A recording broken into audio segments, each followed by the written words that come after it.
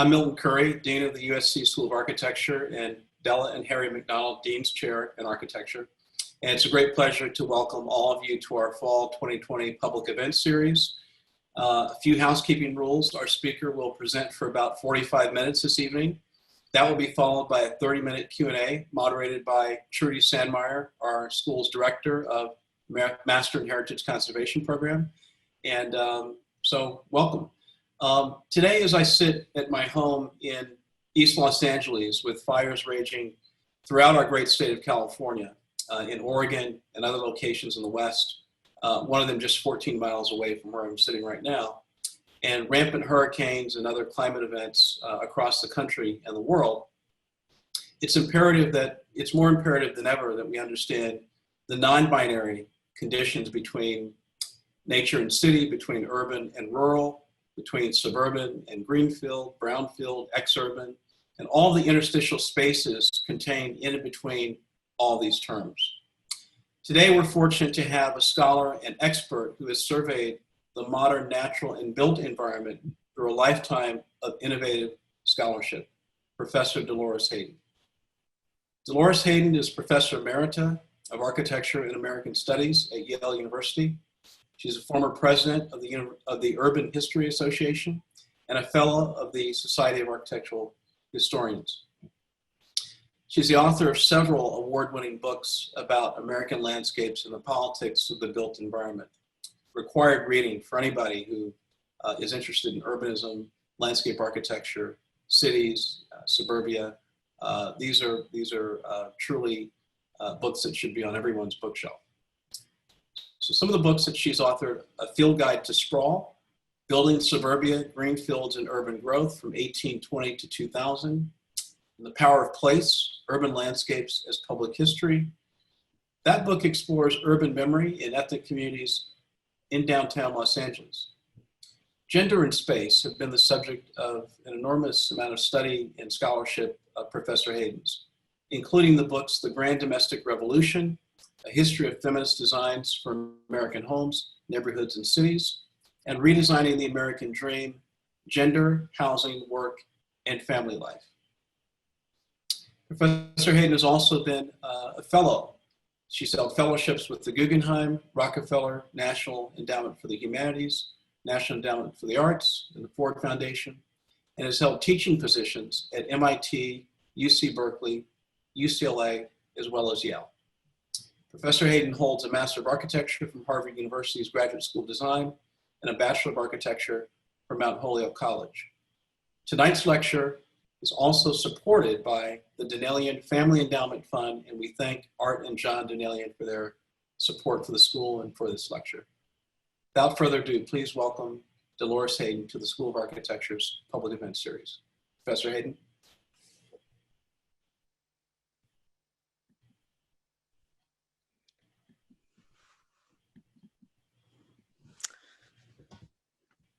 Thank you, Dean Curry. The topic for my talk tonight is storytelling with the shapes of time, place, poetry, and local history.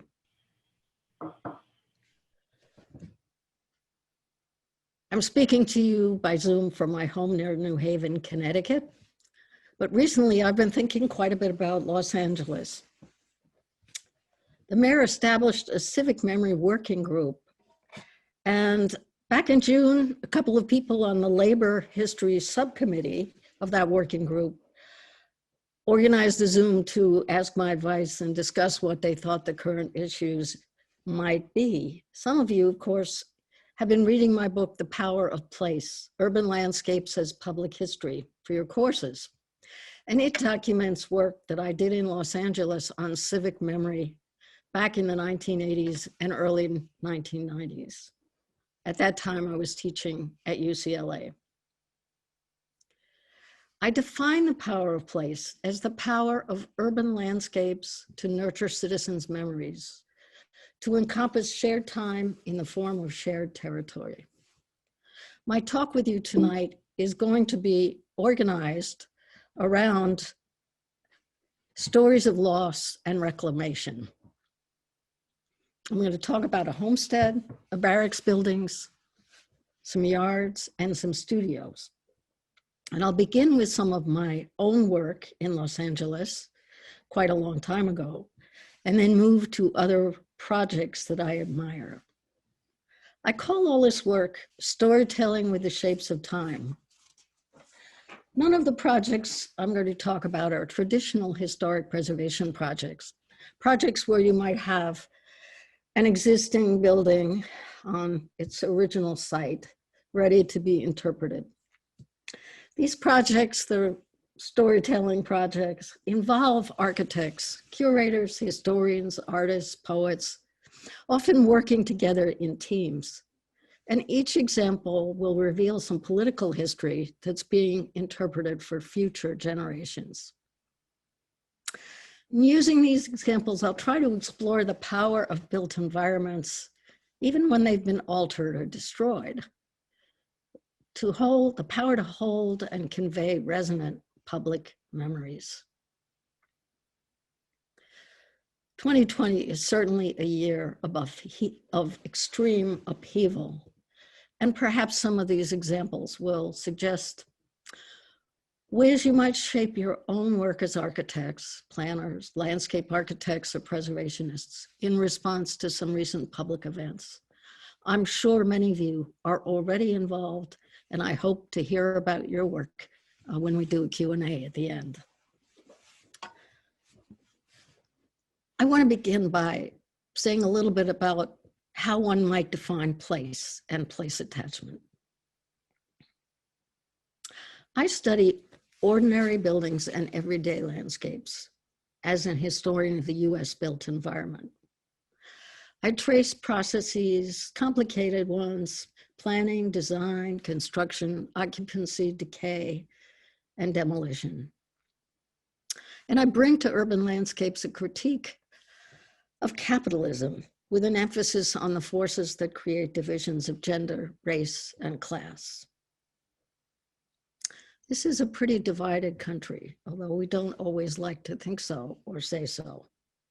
And the history of any place can be interpreted to include the experiences of all residents, or it can be interpreted to show just the experiences of a few. So one part of my work is creating programs that nurture the broadest public memory. Now, place and place memory. Place is one of the trickiest words in the English language. Architects often use sense of place to signal aesthetic pleasure. And from childhood, people may perceive places through all five senses, not just sight, but sound, smell, taste, and touch. Place attachment is what sociologists and psychologists say is the process of an individual making emotional attachments to a place. It's similar to the attachments that infants make to parents, attachments that can be crucial to well-being, or its opposite. Place can also mean position in a social hierarchy, the right to own a piece of land, or to be part of a social community. Phrases like knowing one's place or a woman's place still imply spatial and political exclusion today, although they may not be signposted as bluntly as they were once in this country. Now, opposite to place are phrases like space or maybe placelessness, and social scientists sometimes have criticized attachment to places as sentimental. Henri Lefebvre has argued the social production of space is central to advanced capitalism. He's discussed everyday life in terms of the economic reordering of scales of space, from the body to the globe. Scale is very important here.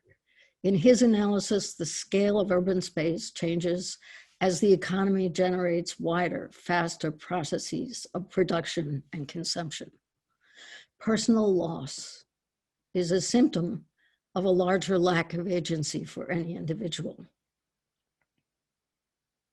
Geographer David Harvey has agreed that placelessness is increasing under advanced capitalism, but he insists It makes connection to places all that more important. Fragments of older places might survive a change in economic scale, but they're likely to be embedded in a larger placeless landscape of new construction. I'm going to argue tonight that more can be made of those fragments.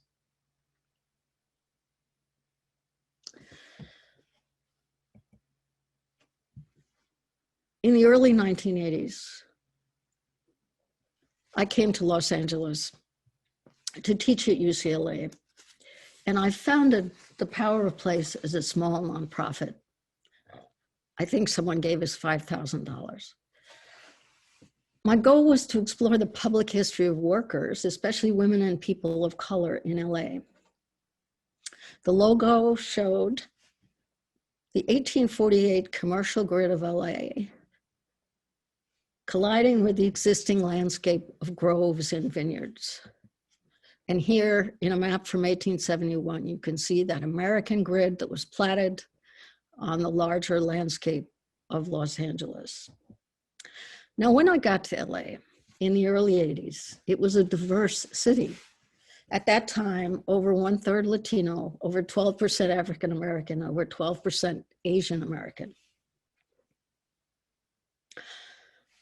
But if you looked at a list of official Los Angeles city landmarks, 97.5% commemorated white Anglo history. Half the population was female. 96% of the landmarks honored men. LA also had a long history of exclusion. This is a white man's neighborhood, 1922 in Hollywood. And here, this tract is exclusive and restricted. This is 1955, close to downtown. In the early 80s, Los Angeles also had a reputation, and maybe this was mostly on the East Coast, but it had a reputation of having no sense of place.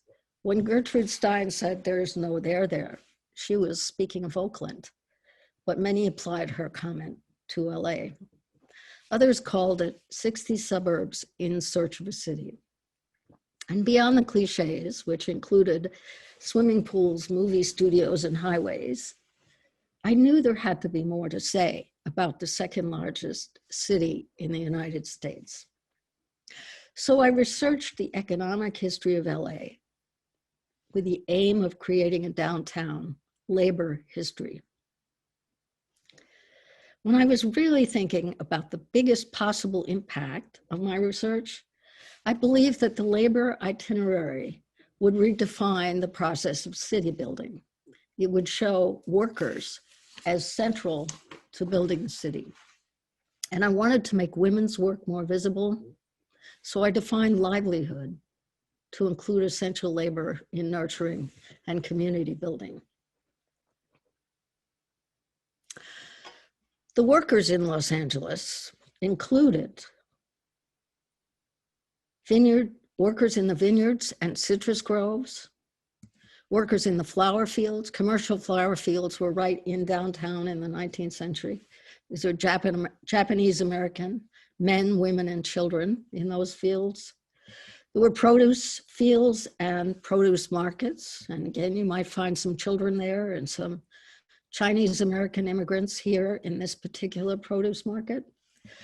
There was a huge oil field in downtown. And if you look at this photograph, look at it carefully. On the horizon, you will not see trees. You're seeing oil derricks, wooden oil derricks right up here. There were 2,500 small oil companies in the LA oil field, right next to downtown in the 1890s.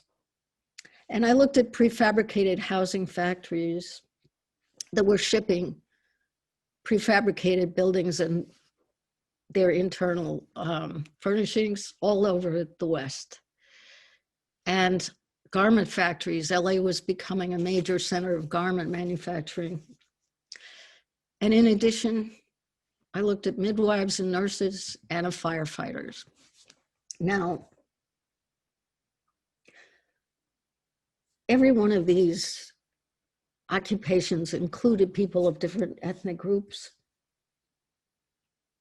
And it seemed the next step was to conduct some public history workshops. We listened. I and my graduate students listened.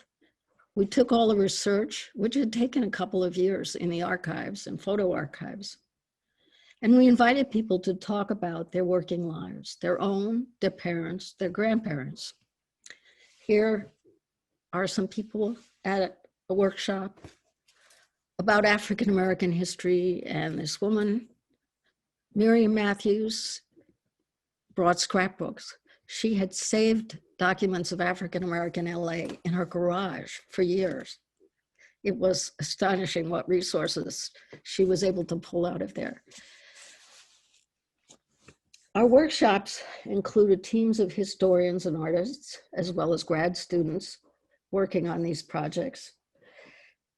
Local organizations were co-sponsors, and the subjects of some of these workshops were African-American firefighters who led the struggle for integration in the civil service, Japanese Americans in the flower industry, Latinas in garment work and cannery work and their organizing campaigns, and African-American midwives, including some of the material that came out of Miriam Matthews' garage. When we'd heard from quite a few different groups, it seemed to be time to create an itinerary in and around downtown. And this is a map with City Hall right here. And the various industries that had been central to the creation of the economic vibrancy of downtown included the Vineyard, the Grove, the wholesale flower market, the wholesale produce market, Fire Station 30, the prefabricated housing factory, Pacific Ready Cut Homes, the Embassy Auditorium where the garment workers and the cannery workers organized, and Homestead, and up here the oil field. And all of you know downtown well, I'm sure. So this is the Harbor Freeway, this is the Santa Monica Freeway. It's a tight area, and some of the flower fields are down there. So the whole is more than the sum of the parts.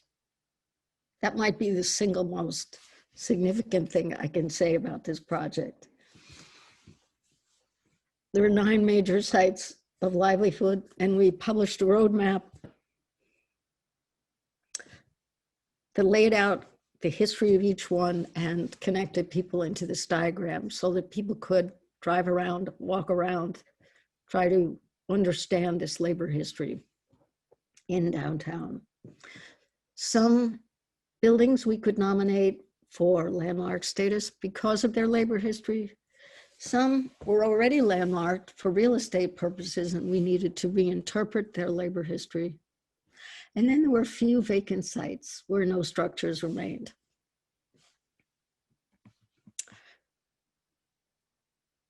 After the workshop we did, co-sponsored by the African American Studies program at UCLA and the California African American Museum and the First African Methodist Episcopal Church, we pivoted in this Power of Place project to do the work on the vacant site. And the Power of Place took up Biddy Mason's homestead, which was a lost African American midwife's homestead. And we began to raise money. I was the president of the organization and the project director and the historian here. Donna Graves is another public historian who worked on this. Susan King, Betty Saar, and Sheila de Bretteville were 3 artists who joined the team for this project. It was a very complicated project, and I'm just going to be able to sketch the outlines of it. It included an article that I wrote about Biddy Mason's life, a poster in an artist's book, which we sold to raise money for the bigger installations, and an installation by Betty Saar and a wall by Sheila de Bretteville that told about Biddy Mason's time in the city. Now, Biddy Mason had a pretty remarkable story. Some of you may know it already. She was a midwife. She was born in 1818. She was enslaved by a Mormon master from Mississippi. She trekked west with his family and his other slaves that included her 3 daughters, herding the livestock behind a wagon train that went from Mississippi to Salt Lake City, and then the party went on to the Mormon outpost of San Bernardino, California. And Biddy Mason had very high level of medical skills learned as a slave, midwife, and nurse. And California was a free state when they came to San Bernardino. So Biddy Mason brought suit for freedom for herself and 13 others in court in Los Angeles in 1855. Here's what the city looked like then. It was a dusty place, not very many people, 1-story adobes. And here in the city where she won her freedom in court, Biddy Mason became the city's most famous midwife, delivering hundreds of babies. One reason it seemed like she was a very, very good subject for a public history project was that she was an LA pioneer. She was a family head, a homeowner, and a churchgoer, but she wasn't at all like most of the male pioneers who have been celebrated as founders of LA. Her gender, her race, and her legal status as a slave when she was arriving in California increased her burdens. And Biddy Mason was unable to read and write, as many slaves were. They were not allowed to learn to read and write. But her history wasn't lost because there were family papers, a newspaper account of the trial for freedom, and Mormon records of the trip.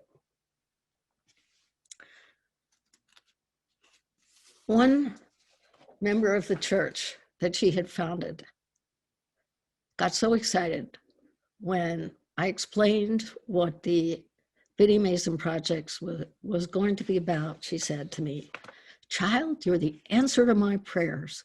Well, I was in my 40s at the time. I was a UCLA professor. I didn't exactly feel like I could qualify as a child here, but the sense of people's joy in having Biddy Mason celebrated was pretty exceptional, and it certainly kept us going. So Mason at first lived with another family and then rented on her own as she was developing her midwife practice, but she finally built a homestead in LA in the 1880s. And the 1880s was a boom decade for Los Angeles. And you'll be very surprised to see what she built. This is the homestead. It was a 2-story brick building with space for her grandson's livery stable and their other businesses on the ground floor, and Biddy Mason's own quarters upstairs. And there she held organizational meetings for the local branch of the First African Methodist Episcopal Church. Now, there were 7 parts to this project, so it is complicated, and if you want to read about them all, you'll have to get the Power of Place book. But I will show you the 81-foot long wall, which was a black-poured concrete wall designed by Sheila de Bretteville, that paralleled Biddy Mason's life, decade by decade, with the growth of Los Angeles during her lifetime. And here we're looking at the panel for the 1870s and the 1880s. Sheila de Bretteville, in designing the wall, has debossed, sunk into the wall, the midwife's bag, the scissors, and the thread. And on the wall, she used granite panels that were engraved with history text that I wrote. And sometimes she was able to photograph historic documents and bond them to limestone. So there's quite a lot to read on this wall. Here is the deed to the homestead, and people might study it and look over the old-fashioned handwriting. Here are the freedom papers that the slaves received when they were declared free and entitled to their freedom forever. Slaves carried these, former slaves carried these, so there would be no mistake about their status. And here is the kind of panel which people could read to each other while visiting the wall. The wall became a new public space. It connected the individual woman and her family history to the city's urban history. People could read that Bessie Mason gave money to feed families made homeless by floods. They could trace the maps. They could be photographed in front of their favorite section of the wall. And this is Miriam Matthews, the woman who'd saved all those documents. And here are 3 generations of Bessie Mason's descendants.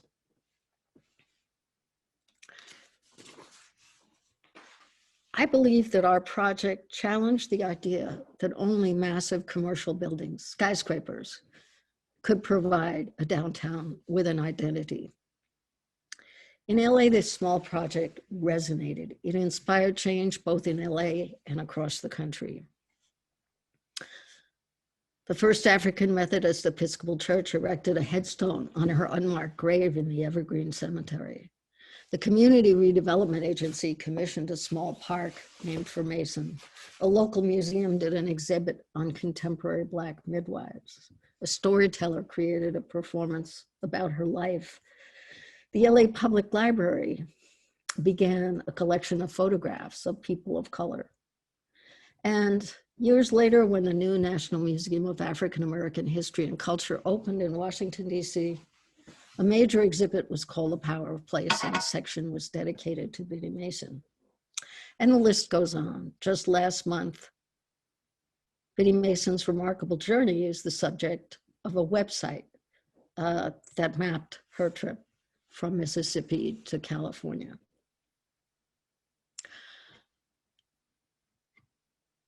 It was a project that was really about change, changing the way people thought about what could be a landmark and what could be a public art project. It wasn't an easy project to do at the time. It was very controversial.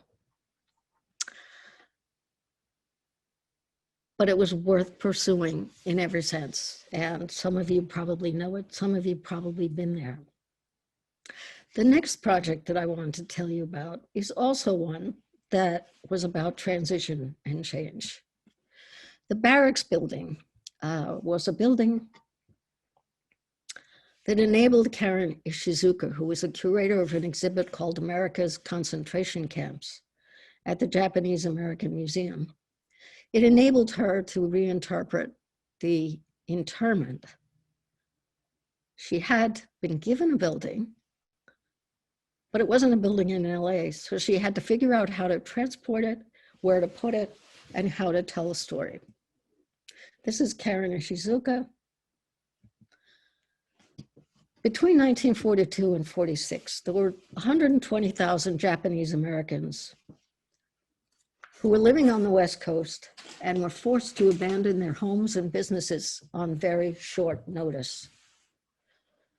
Families were rounded up and given tags with numbers, carrying very few possessions. They were transported on sealed trains, escorted by armed guards, and relocated to 10 desolate camps in 7 states with over 10,000 residents per camp.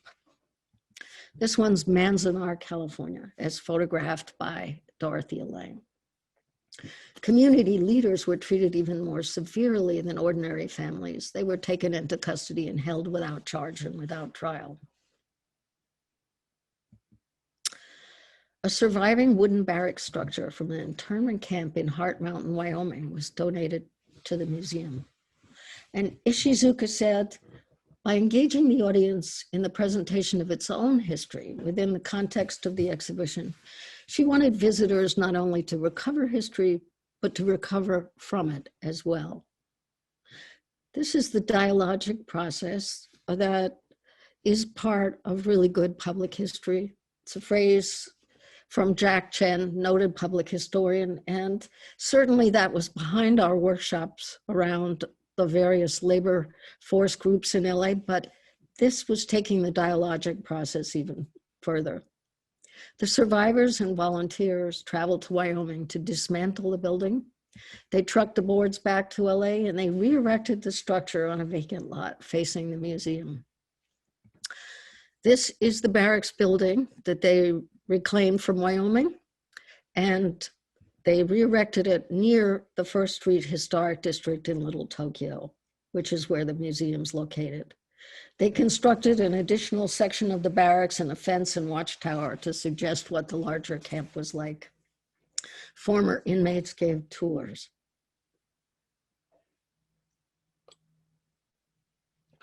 "This is my boyhood home," said Harumi Sakatani of the camp. "Taking back the barracks is taking our whole experience back to California for our children to see." The barracks reappeared in the neighborhood on the street where so many livelihoods were lost, First Street. And inside the museum, the exhibit, curated by Ishizuka, was designed by Ralph Applebaum Associates. They had a table bearing a large site plan for each one of the 10 internment camps. When the former internees arrived at the exhibit, they were given small replicas of the barracks where they had been confined. And as they placed those replicas on the tables, the site plan of the camps, the site plans of all the camps became three-dimensional. I admire this project because the recovery of individual and group memory was choreographed so well. The trip to the remote place, the disassembly of the building, the reconstruction, the tables, the tours. And the barracks launched a major conversation for residents of all ethnic backgrounds about the broader history of exploitation and dispossession in Los Angeles. Native Americans were in forced labor. African Americans were enslaved. Chinese American men were denied the right to bring their spouses when they came to work in California. Japanese Americans were denied the right to buy land. Latino families were given one-way train tickets to Mexico in the Depression. Non-white neighborhoods were redlined. And demolition occurred for many urban neighborhoods for highway building and downtown renewal. And as most of you know, residents who lost homes and businesses to highways in the 1960s and 1970s were predominantly people of color. Their business districts were hit hard. They were often close to white downtowns, but the occupants wielded less political power than whites. If you want to read about this, there's a wonderful book called Bulldozer by Francesca Ammon that traces losses across the country. And Carolyn Crockett's People Before Highways is a great book about the resistance that stopped the highway in Boston.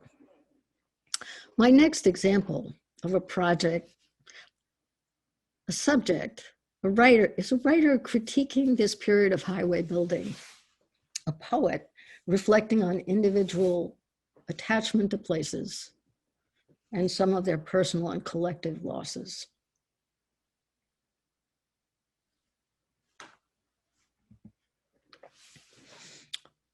These are the backyards. The poet is Lorraine De Cervantes, writing Freeway 280. And another really good poem, Cannery Town in August. Here's the poet. Here's her book, Emplumata. In these poems, she hunts for the landscape she knew as a girl, living with her mother and grandmother in San Jose, California. She searches under the freeway for glimpses of an old East Side Latino neighborhood nicknamed Sal Si Puedes, Get Out If You Can, home to cannery workers in the packing plants. Cesar Chavez grew up there and began organizing there. But Cervantes focuses on the women workers. In Cannery Town in August, she depicts exhausted women on the swing shift walking home from the canneries at midnight. Quote, bodiless uniforms and spinach-specked shoes drift in monochrome down the dark, moon-possessed streets. In Freeway 280, she searches for the small backyards of the casitas near the gray cannery, which are still visible beneath an overpass, habitations that have not quite disappeared.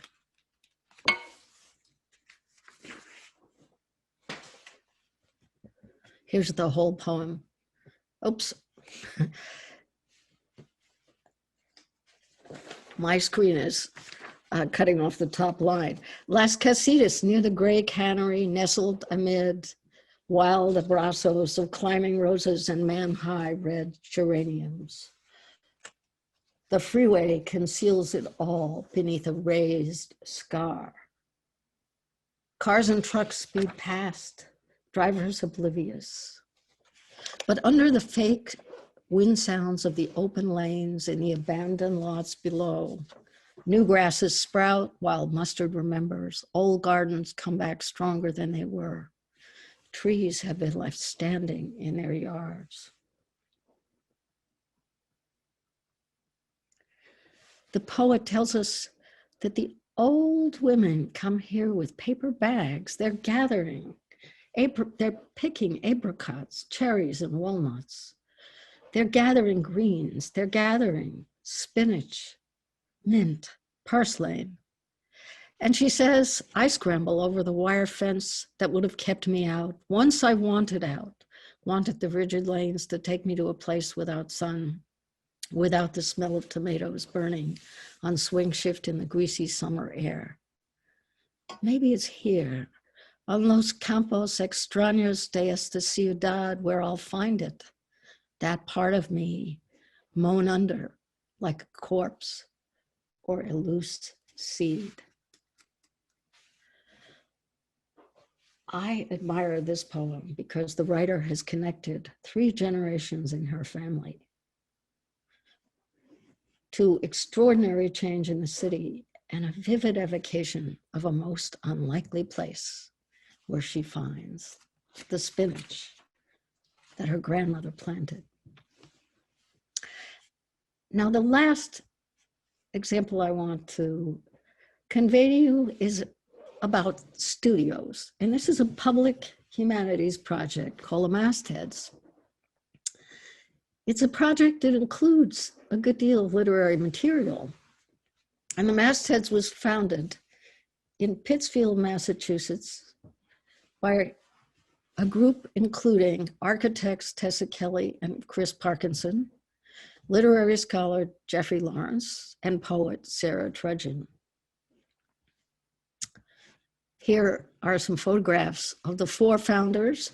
On the left, Tessa and Chris. On the top right, Sarah Trudgeon teaching.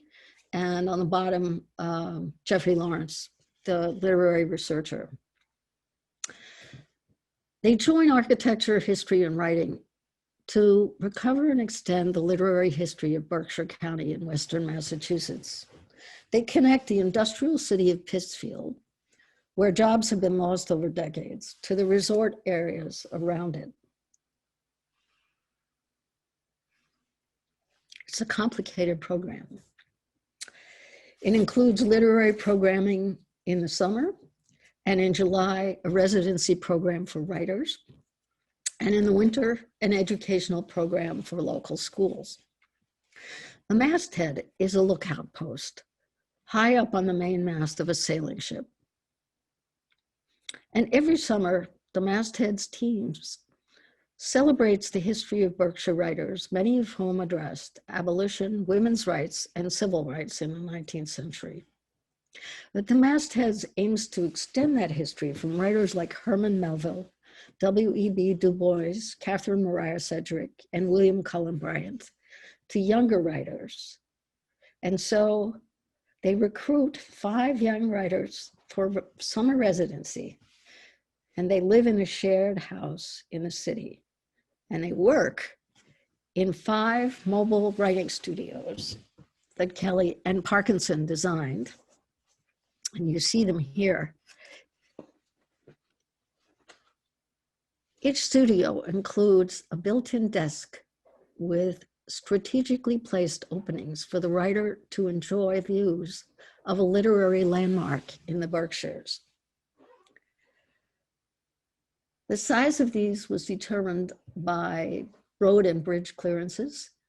Each one's built directly on a trailer bed so it can be hitched to a truck. They're 8 by 8 feet and 13 feet high. And each one is slightly different. Each one is named for a different historic writer. And the studios are moved to different historic sites every summer. Now, if some of you are writers in the audience and you're interested, I can tell you that I believe they will start taking applications for 2021 in November. In the winter, the very youngest writers participate in what are called fireside classes in public schools, and they write poems. Here's one prompt, I remember. It says, poetry comes from all around us. It often arises from the simplest details. Poetic language from plain old common speech, poetic rhythm from basic repetition, poetic imagery from our memories. Try writing a poem, 7 to 10 lines, set in Pittsfield, that starts out, I remember. Well, the students who did this had a very good chance of being published in the local newspaper, the Berkshire Eagle. I admire this project because past, present, and future are connected through the mobile studios. The studios are an elegant expression of how to learn from the past, where the earlier writer subjects included political controversies. And as Jeffrey Lawrence writes, our purpose in revisiting them is not to claim they were always right.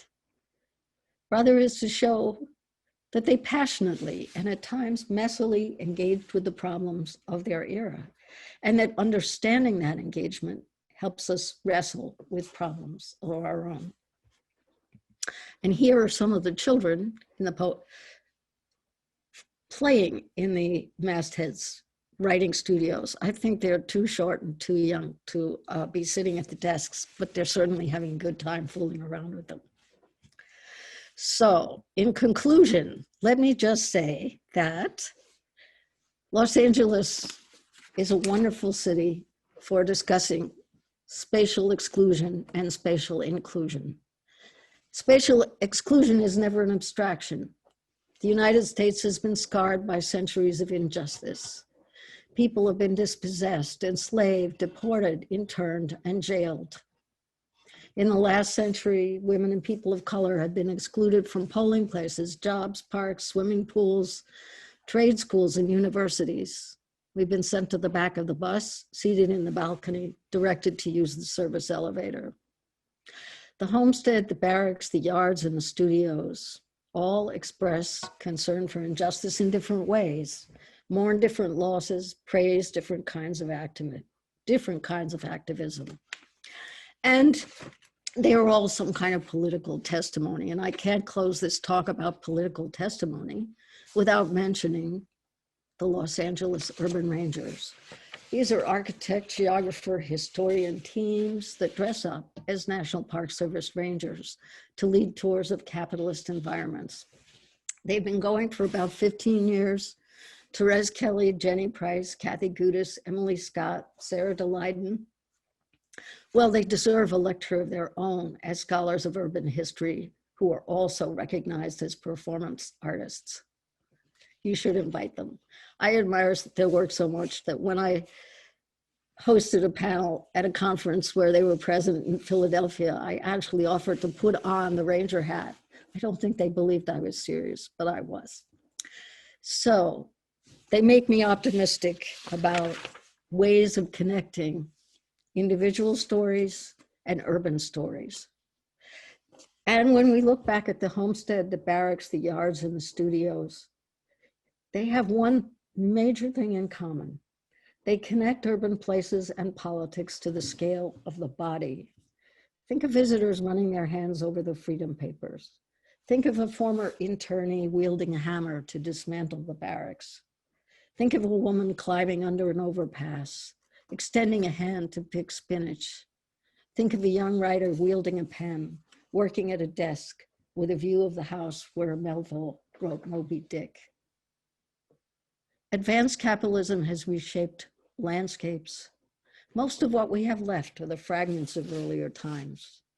But the power of place is the power of certain landscapes, even pieces of them, to evoke shared time in shared territory, to summon memories of inclusion and exclusion, to promote wider recognition of our complicated American political history. Now, to decide which fragments of the past to work with requires research, dialogue, and imagination. Interpreting places by honoring the history of livelihoods, focusing on women and people of color as workers, was my strategy of inclusion. Telling the stories of working people, their hopes, their losses within our urban landscapes is one approach to creating a more inclusive American political culture to sustain us in the 21st century. Thank you.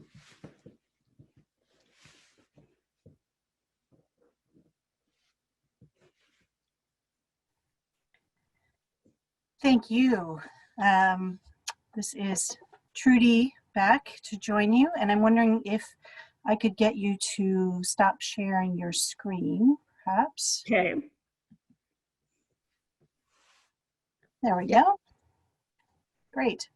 So my name is Trudy Sandmeyer, and I'm the director of the Heritage Conservation Programs at the USC School of Architecture, and I have the privilege to be hosting the sort of Q&A here after Professor Hayden's talk. And I wanted to start off by saying how terrific it was, and I'm really grateful for you coming virtually to join us tonight and share not only your perspective on the project in Los Angeles in the past, but also sort of bringing it forward to the work that's happening even still today.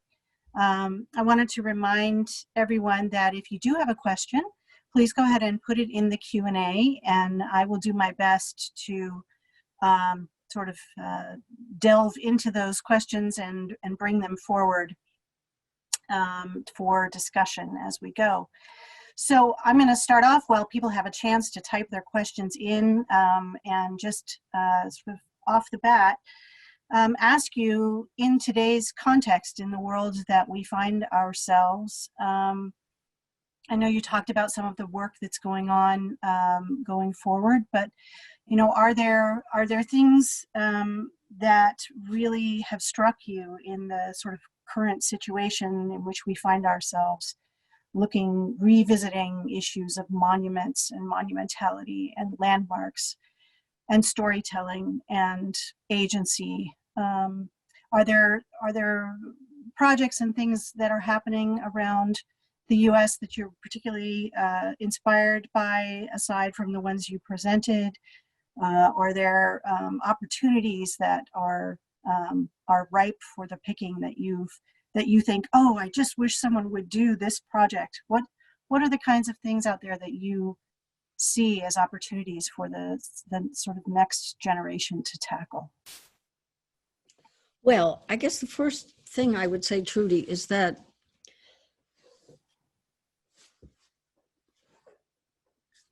the techniques of reporting on historical subjects have changed considerably with digital technology.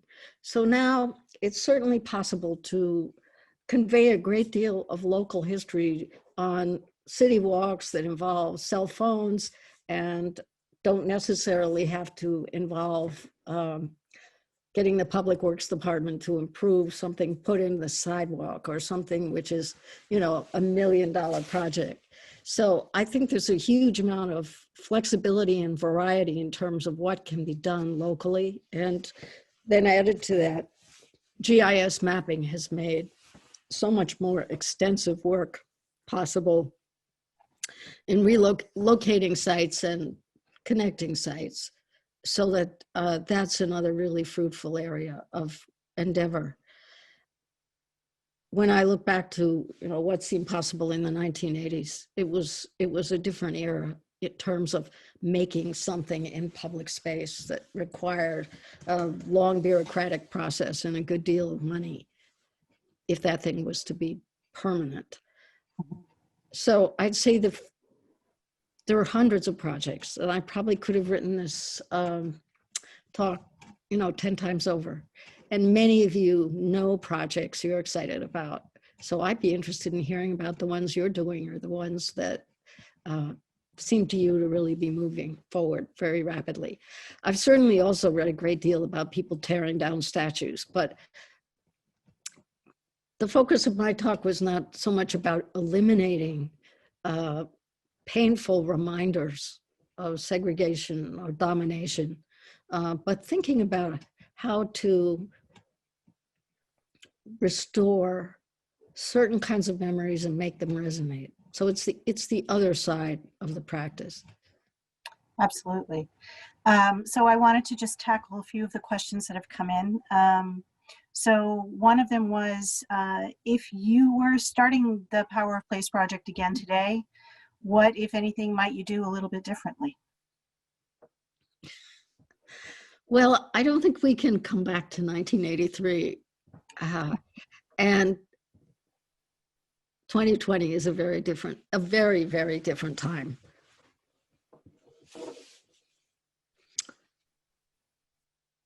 I would say there are perhaps sites that could have been on the itinerary that I only learned about later. I would have been interested to include a Nickelodeon, and I would have tried to get a carriage company that ultimately became a designer of custom cars. I pulled away from movies and cars as two subjects that I thought were overly represented, but I think in retrospect, the overall itinerary might have been better with a sign that those things started at a very small scale. Mhm. So we have another question here, which it says that from my perspective, the planning discipline has been increasingly abandoning its concern with space, especially with those spaces produced by the ordinary citizen. Significantly, under these difficult times of structural racism, it is essential to recenter the power of places at the center of the planning discipline. Do you see this as a relevant issue today? And if so, what future do you see for the planning discipline? Well, it's a great question. And I have to say that I did this work when I was a professor of urban planning at UCLA with the enthusiastic support of the dean and my colleagues, Harvey Perloff, Marty Wax, and many of my other colleagues were really wonderful supporters. And at that time, I was very fortunate, I think, to be in a place where people understood planning, had this component of place, and encouraged me to run forward with it against other kinds of opposition, surely. But the planning profession is different in every school and in every city. It depends a little bit on who the people are and what their orientation might be, whether they're oriented to change, which is citizen focused, or whether they're oriented to a more corporate kind of support. Okay. Another one of our folks asked, in the theme of recovering history and recovering from it, any advice on how we determine who gets to decide what gets saved or lost, especially places that hold multiple layers of history, meaning both positive and negative, and connections with different people? It takes a great deal of community organizing to persuade citizens to save a place, to remember a place in a certain way.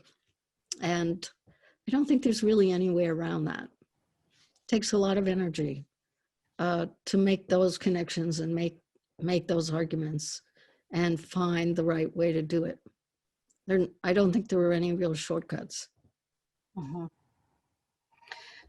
Somebody else was asking, how do you find a balance between ethics and awareness, particularly in terms of locals who are opposed to tourism or sensitive to difficult issues of place?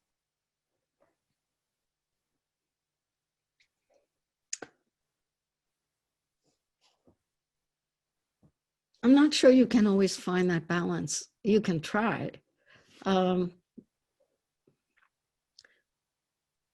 There are many parts of the United States where people really would not agree about what the important subjects were for commemoration or preservation. when we think back to the 1980s, it was a very difficult time to suggest that the whole country really needed to change its way of thinking about sense of place. But it was a time when many different groups were beginning to work nationally to think about what are the national sites where women's history should be remembered, what are the national sites where African-American history should be remembered. Lots of historians put in years making these survey projects as complete as possible. And I think that there's still tremendous resources that are available to think creatively about how to best move forward with a given set of sites. A set of sites is always, in some ways, more powerful than a single site. The set of issues can make more impact, perhaps, than a single issue. I'm sure you teach students in the conservation program to think in as many ways as they can about all the layers in a site, and not to say, no, we can only interpret this particular moment in this particular place. Absolutely. It's a kind of central tenet to the whole thing. Right. So here's another question. What contemporary tools, including poetry and other rhetorical persuasion techniques, do you see as useful today in an urban landscape like Los Angeles, a place without enough housing, but also with too much suburban housing and too much housing built in fire terrains? Well, I think that's a complicated question, and there It are is. environmental issues there, housing issues, and we need to do more on all of those.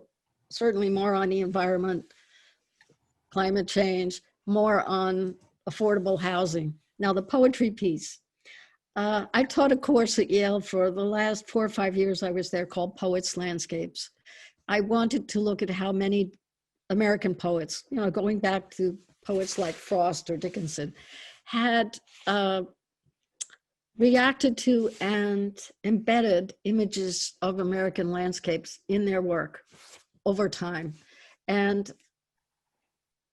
this was a personal topic that interested me. I was, Emily Dickinson, for example, lived right next to a cemetery in Amherst, Massachusetts. And so many of her poems actually deal with the physical texture of that place and the losses that constantly were moving back and forth as she looked out of her window. Robert Frost was in New England in a period of when farming was becoming really impossible. He wrote a great deal about deserted neighborhoods, deserted towns, broken down houses. So I pursued some of those things because I had a personal interest, but I do think for those people who love to read poetry, this is one possible way to read it while thinking about those larger social and political issues that may be represented. It's not going to necessarily provide the solution to providing more affordable housing or stopping the fires, but it's a reflection on these things that may deepen one's understanding. So we have a question here. If the pandemic is an opening and an opportunity for us to rethink architecture and the urban realm as architects and urban designers, where should we start looking in order to build a solid foundation to design spaces that are truly inclusive? Could you read that question again? I'm not sure. I think the answer was, I'm not sure I can answer it, but maybe you can read it again and I'll understand it a little better. Well, I would, except for it just won't scroll Pandemic? away. The pandemic. Where did it go? Pandemic, right? Oh my gosh, it just went away. I can find it. What was the question? It was about design based on the pandemic. Okay, 1 second. It was just there. Wait a I minute. think if I can remember, it was if the pandemic hasn't given us a way to design more inclusive spaces for everyone. I found it. Okay. Okay, so if the pandemic is an opening and an opportunity for us to rethink architecture and the urban realm as architects and urban designers, where should we start looking in order to build a solid foundation to design spaces that are truly inclusive? So where would the inspiration arise? Well, the pandemic brings many, many difficulties. People losing their jobs, people who are not in good health, people worried about their health insurance.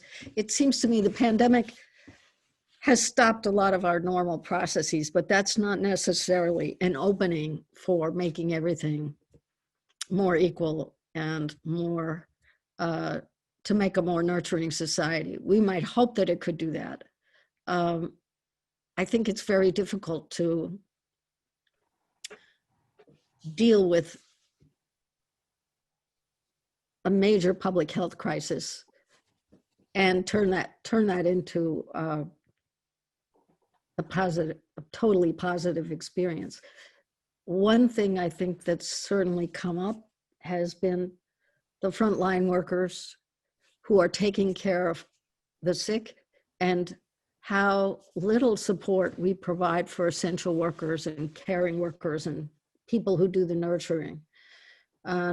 So it is an opportunity perhaps to think again about how the spaces in our cities and suburbs are constructed around a pretty old-fashioned, often constructed around a pretty old-fashioned family, idea of family, a kind of post-World War II idea of the father as the commuter, the mother as the homemaker, and if suddenly you have a two-worker family and you have children who have no schools and childcare, then all that is upended completely. Yeah. So another question here is, how do you assess or favor contemporary resonance when choosing a historical subject? Is contemporary resonance proportional to the subject's neglect or the opposite?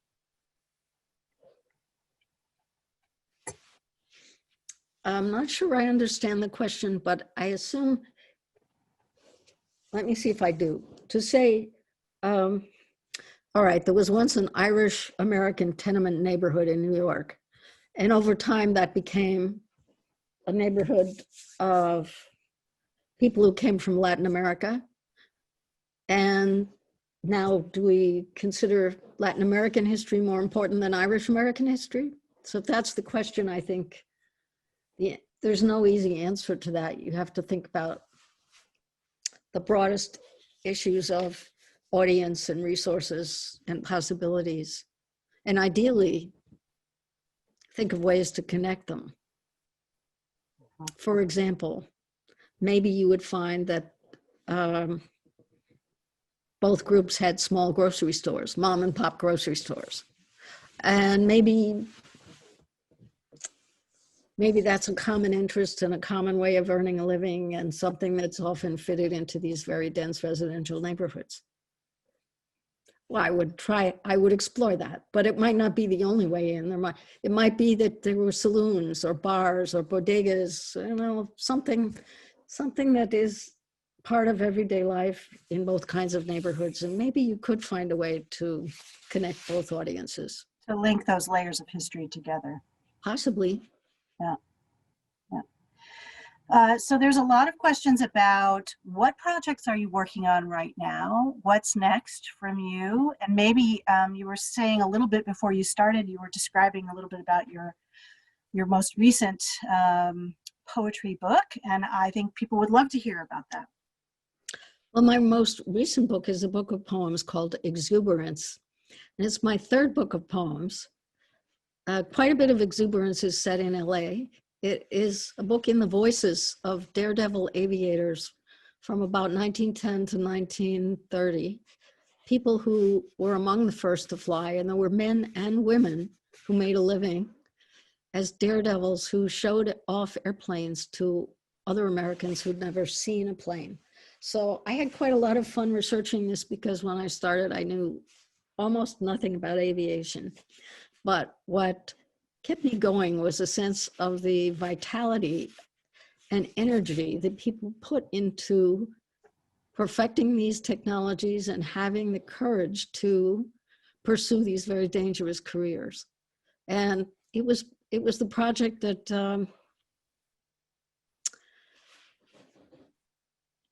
in one way or another just kept surprising me. So I continued until I felt I had learned enough about 6 or 7 of these aviators to be able to write a few poems in their voices. And what's next? That's a good question. I have a number of small projects that I've been working on, but I am retired. So there are times when I think that retirement requires a little more downtime.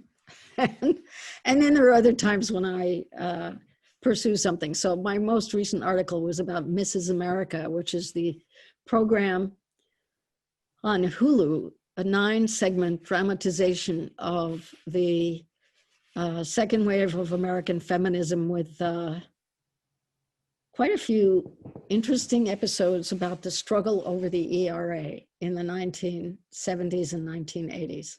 It's just on the cusp of the Reagan era. And you can find that on platform.net, or you can find more about other projects on my website, which is doloreshayden.com. That's my author's website. And there's quite a lot tucked in there about various things I've written or talks I've given. Well, I know that many of us in the School of Architecture at USC require our students to read various books and excerpts from various books that you've written, and particularly those that resonate with what's happening here in Los Angeles, both when you were doing the Power of Place project and still today. And I know that there are many people in the audience who are total fans. You can tell that from the comments and the questions that were asked. And at one point we had over 200 people here. That's amazing. That's wonderful. Thank you. And so that's really exciting. And I wanted to say thank you so much from me, from my students, on behalf of my students. There's a ton of questions that we didn't have time to answer. So maybe we can collect those up and send them along to you and see, you know, maybe there's a way we can figure out how to share some of those with you. People were very interested. And I generally answer my email. So people can look at my website, and if they don't find answers to some of their questions there, please go ahead and email me. Great. And I will try to get back to you. And thank you for hosting me. It was really a pleasure to do this evening event, and very much worth staying up late for. I'm 3 hours ahead of you, but still at a very reasonable hour. Excellent, excellent. All right, Dean Curry, did you want to weigh in here? That was amazing. I think, you know, for students who don't know your work or know you, it's unfortunate we're not able to have you live and in person, but we're saying this to all of our lectures. So at some point we'll have everybody flying to LA, but we want to certainly welcome you when it's appropriate to do so, and have you interact with our students. I think your perspective is really amazing. It's still needed at this time. We're at a different point, as you mentioned, than some of your earlier work, but I think the issues are still there. And so we really appreciate your time and the work that you've done. So thank you. Well, thank you for inviting me. Thank you. Thank you. I look forward to more exchange and connection with USC School of Architecture. That'd be great. We do too. Thank you so much. Thank you so much. Have a great night, everybody.